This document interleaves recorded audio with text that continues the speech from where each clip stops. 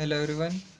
इस वीडियो में हम बात करने वाले हैं जो भी स्टैटिक जीके के टॉपिक्स हैं उनको जो है रिमेंबर कैसे किया जाए।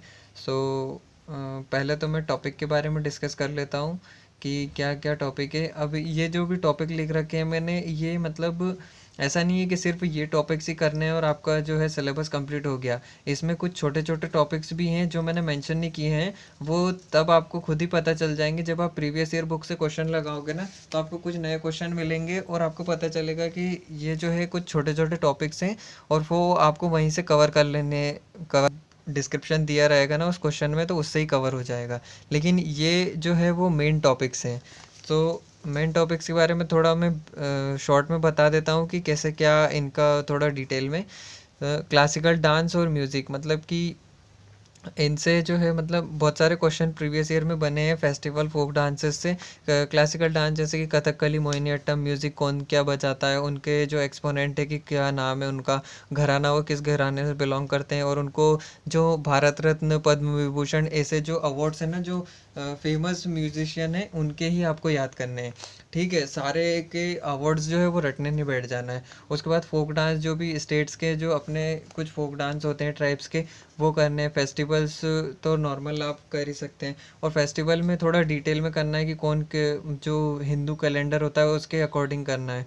बुक्स, स्पोर्ट्स हैं, बुक्स तो आपको है ना मतलब रटनी ही पड़ेंगी, इनको ट्रिक से थोड़ी बहुत ही हो जाएंगी लेकिन सारी नहीं कर सकते। स्पोर्ट्स जो है इसको है ना, इस टॉपिक को थोड़ा बाद में करना है, क्योंकि इसको स्पोर्ट जिसका फेवरेट है क्रिकेट होगा, उसका फेवरेट फुटबॉल होगा, लेकिन कुछ स्पोर्ट्स भी हैं जो मतलब जिनका अपने को ज़्यादा पता नहीं रहता, तो इसलिए इसको है ना बहुत वास्ट टॉपिक है ये स्पोर्ट्स का, ये इनसे भी कठिन पड़ता है, क्योंकि इन चीज़ों को तो आप ट्रिक से कर लेते हो लेकिन स्पोर्ट्स का ट्रिक से भी नहीं हो पाता, ये बहुत हार्ड पड़ता है, इसलिए ना इसको बाद में करना। उसके बाद national park, biosphere reserve, lakes, wild life मतलब हाँ वाइल्ड लाइफ सेंचुरी, वाटरफॉल, ये भी इसमें ही आ जाते हैं। उसके बाद रामसर साइट। अब रामसर साइट है ना बहुत सारी है, तो ऐसा नहीं कि आप लिस्ट बना के पूरी रटने बैठ गए, उसको करने का कोई मतलब नहीं है। जो प्रीवियस ईयर में जो एक आधी इंपॉर्टेंट आती है ना उनको ही करना है, थोड़ी बहुत इंपॉर्टेंट होगी उनको ही करना है, और वो लेक्स जो है वो इनसे ही कवर हो जाएंगी। रामसर साइट के बारे में थोड़ा बता।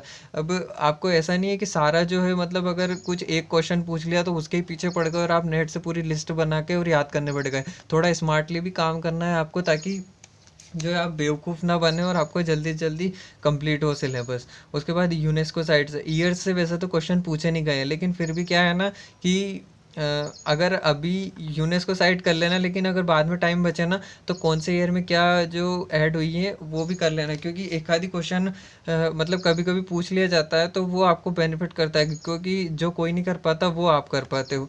उसके बाद ऑर्गेनाइजेशन, इनके जो हेडक्वार्टर कहाँ पे, इंस्टीट्यूट के हेडक्वार्टर अपने इंडिया के भी और वर्ल्ड के भी, उसमें भी। उसके बाद स्कीम्स की बात करें तो स्कीम्स में ऐसा है कि इसमें ना बहुत कन्फ्यूज़न होता है, तो कुछ इंपॉर्टेंट स्कीम्स ही करना, सारी करने की ज़रूरत नहीं है। और उनके जो एम है ना वो भी कर लेना, क्योंकि एम भी पूछ लिए जाते हैं, और एम से रिलेट करके फिर स्कीम्स को याद करना और सीक्वेंस में लगा लेना कि 2014-15 में कौन सी आई थी। उसके बाद में ऐसा नहीं कि 2014-15 के बाद वाली सारी कर ली, कुछ इंपॉर्टेंट ही करना, जैसे कि और उससे पहले की भी करना, जैसे कि जो 1995 या फिर ये मनरेगा और मिड डे मील स्कीम, ये सब कब कहाँ पहले शुरू हुई थी, तो थोड़ा स्टैटिक आपको कवर करना है। जो जैसे कि जो फर्स्ट होता है तो वो इम्पोर्टेंट हो जाता है, और कोई न्यूज़ में है तो वो करंट अफेयर के पॉइंट ऑफ व्यू से इम्पोर्टेंट हो जाती है। टेम्पल्स की बात करूँ तो टेम्पल साउथ के ज़्यादा इम्पोर्टेंट है नॉर्थ के कंपैरिजन में। अब इन चीज़ों में जो याद करने बैठता है ना तो बहुत सारे ट्रिक को प्रेफर करते हैं, तो ट्रिक इम्पोर्टेंट है, लेकिन हर चीज़ के लिए ट्रिक इम्पोर्टेंट नहीं है। जैसे कि अब ये क्लासिकल डांस है, जो क्लासिकल डांस 8-9 है, अब उसके लिए क्या ट्रिक यूज़ करना, तो ऐसे हर चीज़ के लिए ट्रिक यूज़ करोगे ना तो इससे आपका ही लॉस है। आप फिर है ना जब कॉन्सेप्चुअल क्वेश्चन मतलब कॉन्सेप्चुअल टॉपिक आएगा ना तो उसमें भी ये सोचोगे कि इसको मैं ट्रिक से याद कर लूँ, तो हर चीज़ मतलब ट्रिक के लिए बिल्कुल ऐसा लत नहीं लगानी उसकी कि भाई हर चीज़ को ट्रिक से याद कर रहे हैं। क्लासिकल जो म्यूज़िक है, म्यूज़िक उसके एक्सपोनेंट घराना है, इनको बेशक आप ट्रिक से याद कीजिए, इसकी कोई प्रॉब्लम नहीं। फोक डांस है, इनको ट्रिक से याद कर लीजिए। अब मेरी बात करूँ तो मैंने फोक डांस और फेस्टिवल इनको ट्रिक से याद नहीं किया था, बस है ना मल्टीपल टाइम इनको रिवाइज करके बस रट रट रट रट रट के मैंने किया था। अब परमार सर जो है वो ट्रिक से करवाते हैं, लेकिन मैंने जो है परचम क्लासेस से किया था, उन मैम का नाम याद नहीं है, तो उनसे किया था, तो वो ऐसे कुछ इतना हार्ड कोई कोई ट्रिक बताती नहीं है कि बिल्कुल पूरा ट्रिक से एक बार याद करवा, तो बस छोटी छोटी हिंट देती हैं। तो वो हिंट भी वैसे तो याद नहीं रहती, लेकिन मल्टीपल टाइम आप जब उनको रिवाइज करते हैं ना तो वो याद हो जाते हैं। और स्टैटिक जीके में यही करना है। स्टैटिक जीके में ऐसा नहीं है कि आप एक बार दो बार याद करोगे। इनका है ना, मतलब यूँ सोच लो कि 10 से 15 बार 20 बार रिवीजन हो जाएगा ना, जब जाके ये चीज़ें है ना दिमाग में बैठने लगेंगी। अब 10-15 बार सोच के ऐसा मत सोचना कि यार इतना करना पड़ेगा तब जाके याद होगी, तो इसके अलावा कोई रास्ता भी नहीं। और 10-15 बार ऐसा नहीं, जब आप एक दो बार इनके गो थ्रू हो जाओगे ना, तो चीज़ें आपको है ना फिर ऐसा लगने लगेगा कि हाँ यार ये तो ईजी है, ईजी है। फिर ईजी लगने लगेंगी और आपको है ना रटने में बिल्कुल प्रॉब्लम भी नहीं आएगी। लेकिन वही बात है कि चीज़ें आप स्टार्ट तो करो, स्टार्ट ही नहीं करते आप। ये बस है ना, ये इधर उधर स्ट्रेटजी वीडियो देखते रहते हैं कि इसको कैसे करूँ, उसको कैसे करूँ। चाहे ट्रिक से कर लो इन चीज़ों को, लेकिन कहीं ना कहीं ट्रिक को भी आपको है ना बिल्कुल ऐसा रटना पड़ेगा जब जाके वो आपके जो चीज़ें याद होंगी। और ट्रिक को भी अगर आपने ठीक से नहीं रटा तो उसका भी ये लॉस है कि एग्ज़ाम में जाके कन्फ्यूज़न क्रिएट कर देगी ट्रिक। उसके बाद में स्टैटिक जीके के मतलब यही नहीं है कि आपको इनको ही मल्टीपल टाइम रिवीजन करना है। कुछ टॉपिक ऐसे भी होते हैं जो आपको सब्जेक्ट, जैसे कि हिस्ट्री पॉलिटी फॉर एग्जांपल, जैसे हिस्ट्री की बात करूं मैं, तो हिस्ट्री में जो है वो जो डायनेस्टी का सीक्वेंस है, उनके जो रूलर्स है उनका सीक्वेंस है, वो चीज़ें का भी आपको सीक्वेंस अच्छे से याद होना चाहिए। अब आपको है ना कोई बोले ना कि चंद्रगुप्त मौर्य किस डायनेस्टी का था, तो आप बता दोगे कि हाँ ये डायनेस्टी का, लेकिन अगर वही क्वेश्चन अगर घुमा के पूछा जाए ना तो आप कन्फ्यूजन हो जाओगे, मतलब कन्फ्यूज़ हो जाओगे। तो उस कन्फ्यूज़न को दूर करने के लिए आपको मल्टीपल टाइम रिवीजन करने की ज़रूरत है।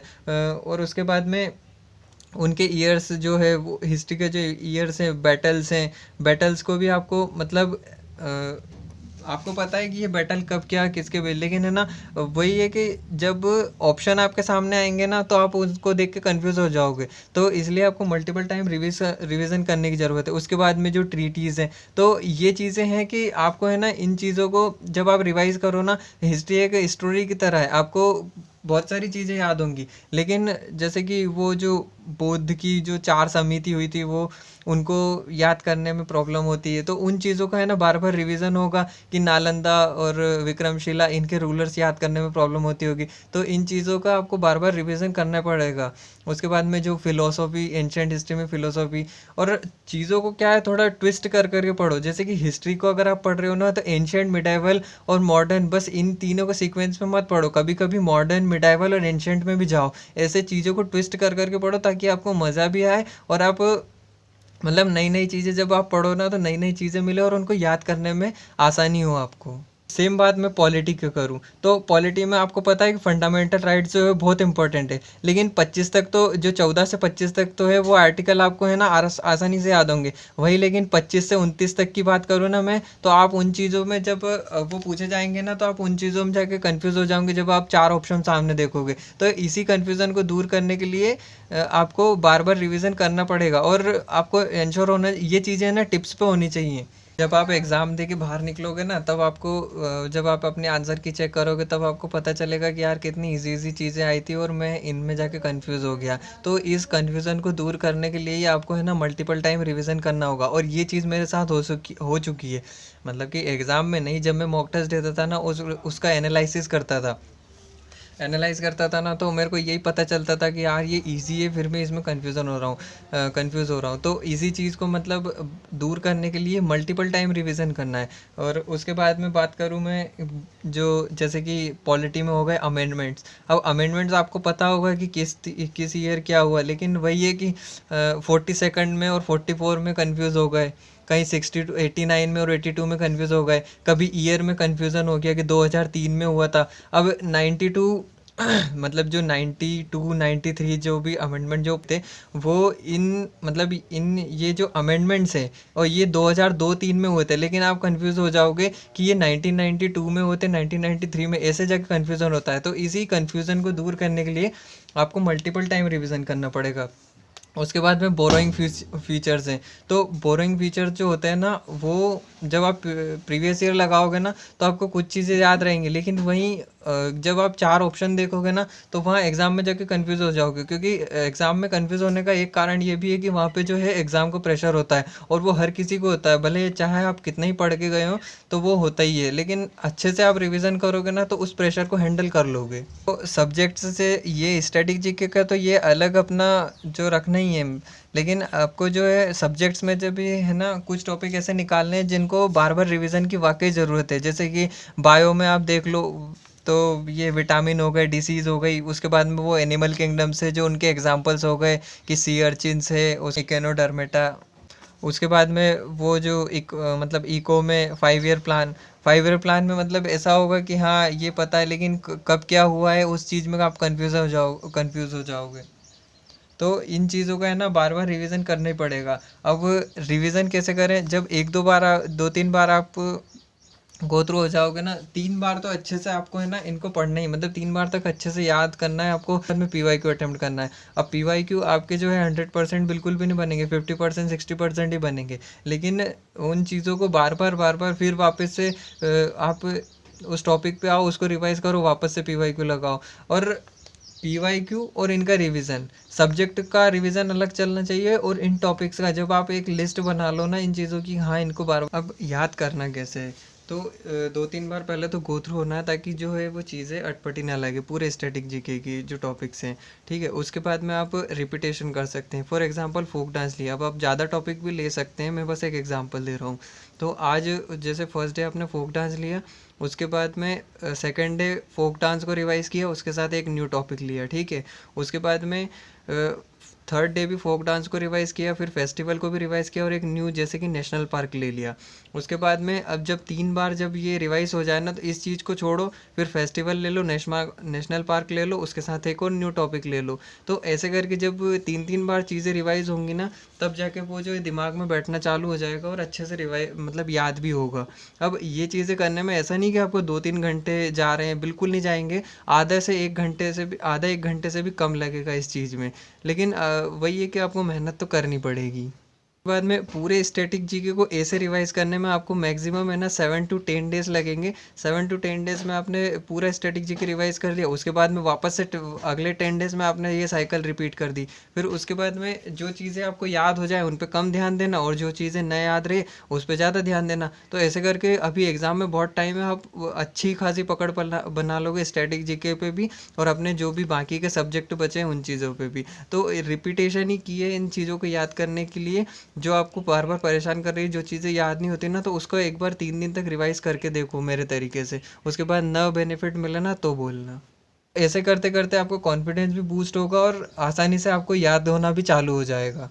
उसके बाद में इन टॉपिक्स को कवर करो, तो ये देखना बंद करो कि यार मेरे को ऐसा करूँगा तो इतना टाइम लग जाएगा, उतना टाइम लग जाएगा। टाइम धीरे धीरे कम होगा, लेकिन वही है कि आप जब स्टार्ट करोगे, जब चीज़ें याद होने लगेंगी, तो अपने आप आपको राह मिल जाएगी कि कोई फालतू स्ट्रेटजी की ज़रूरत नहीं पड़ेगी। फालतू के मतलब जो स्क्रॉलिंग करते रहते हो ना, उस स्क्रॉलिंग से भी बच जाओगे। उसके बाद में कुछ लोग ऐसा होता है कि मतलब कि मोबाइल से पढ़ रहे हैं, आजकल मोबाइल बहुत ज़रूरी है, लेकिन बार बार मोबाइल को चेक करना भी आपके कंसंट्रेशन को डाउन करता है। तो एक टाइमर लगा लो, और अगर आपको ऐसा लगे कि हाँ मेरे को डाउट है और इसको सर्च करने की ज़रूरत है, एक पेपर अपना अलग रखो रफ कॉपी में, और उस डाउट को वहाँ पे रख लो, और 1 घंटे का 1.5 घंटे का टाइमर लगा कर रखो। उस टाइमर के बाद ही मोबाइल को टच करो। तो इन चीज़ों को आपको ही दूर करना पड़ेगा, आपकी कमी को, तभी जाके आपका सिलेक्शन होगा। आप जब तक है ना इन चीज़ों को याद नहीं करोगे, इनके PYQ नहीं लगाओगे, और मॉक टेस्ट में जब तक आप प्रेशर हैंडल करना नहीं सीखोगे, तब जाके मतलब तब तक आपका सिलेक्शन होना नहीं है।